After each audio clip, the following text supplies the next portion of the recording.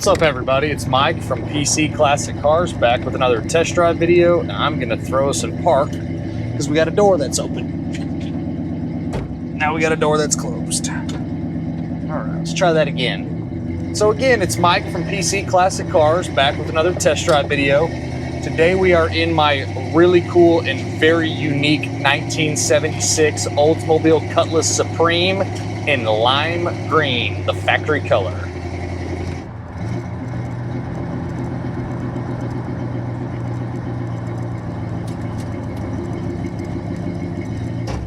There we go. All right, so again, we have a 1976 Oldsmobile Cutlass Supreme. This has the numbers matching Oldsmobile 350 in it, backed by the turbo 350 3-speed automatic transmission. And then you have all your standard options like power steering, power front disc brakes. This one does have factory AC. We'll dive into the AC here in a second, but it does blow nice and cold. And then on your exhaust system, it retains a stock style set of manifolds. And then you have full aftermarket dual exhaust with flow master mufflers, and then full tailpipes as well. Drivability is excellent. On the AC system, it does blow nice and cold. It has been converted to R134A.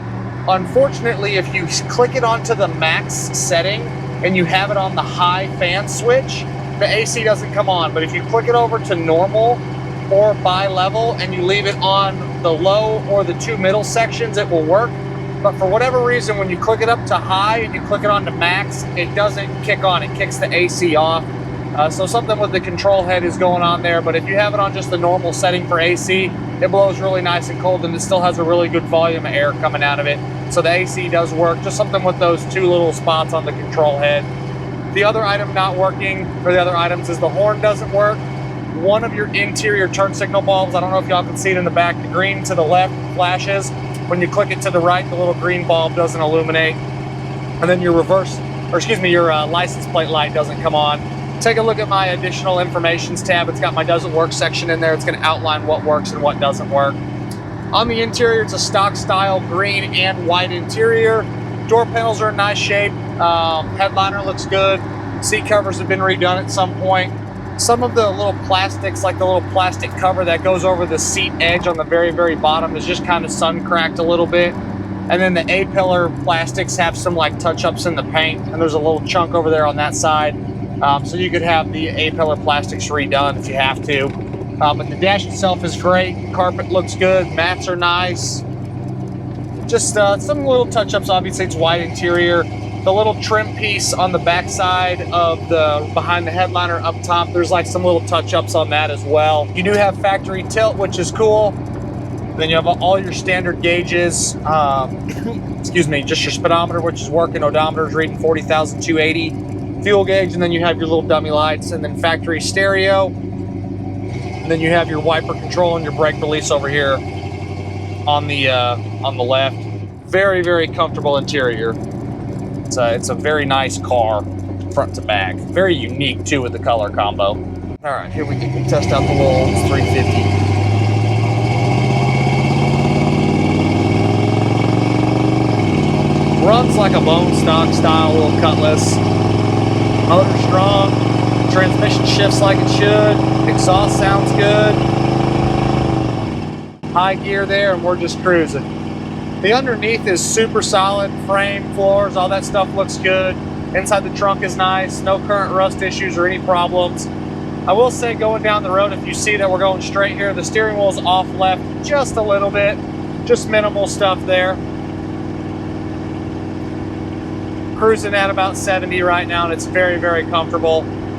The exterior is the coolest thing about this car. It's got the 18 and 20-inch billet specialty magneto wheels. We'll dive into the suspension in a second, but then the exterior is the 40L, which is the factory color. This is a factory lime green Cutlass Supreme. Very cool, very unique, and a very rare color for these cars. Paint quality's nice. It's got a couple small little imperfections showing through. In my additional informations tab, you'll see photos of all that stuff. A couple small spots on the top of the fender, a couple little spots on the deck panel, and then on the passenger sail panel and the roof, there's a couple little like superficial bubbles that have started in the paint. They more look like reaction spots than anything. The front and rear bumpers are nice. No rubbing issues.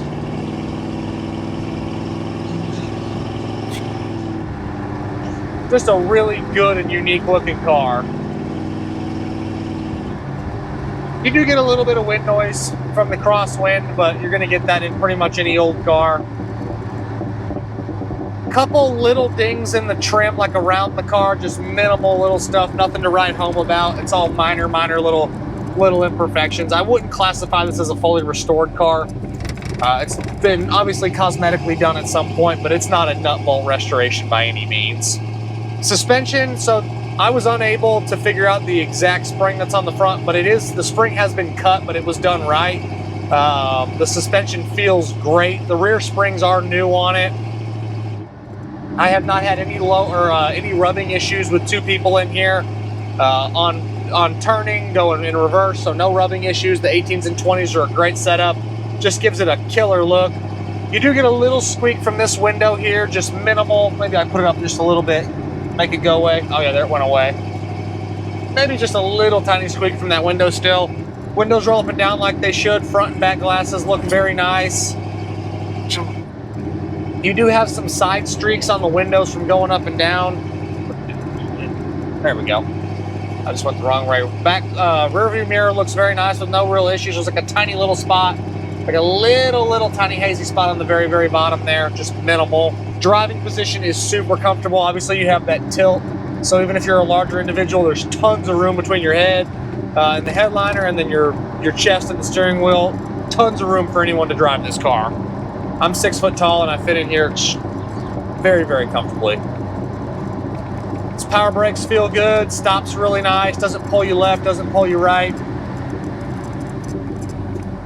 Let's see if we can flip around here without getting wet.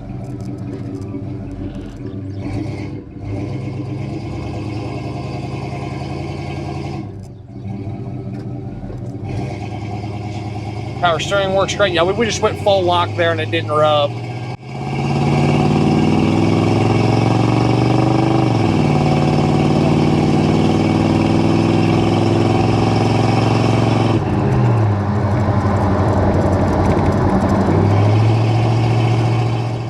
Mats are nice, front and rear. It's black carpet, black mats, green dash, white headliner, white seat covers, and then you got your green seat belt. So they were going with all kinds of different colors on this thing back in the day.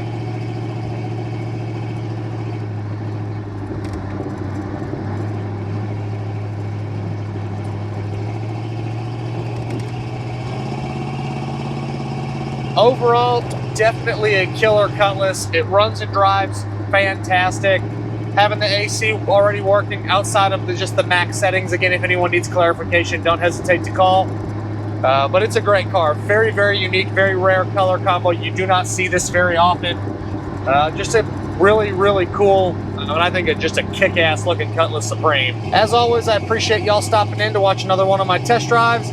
Make sure you check out the virtual description video along with the additional informations tab. Both are posted on my website, pcclassiccars.com. I'll catch you guys on the next video and hope you have a nice weekend.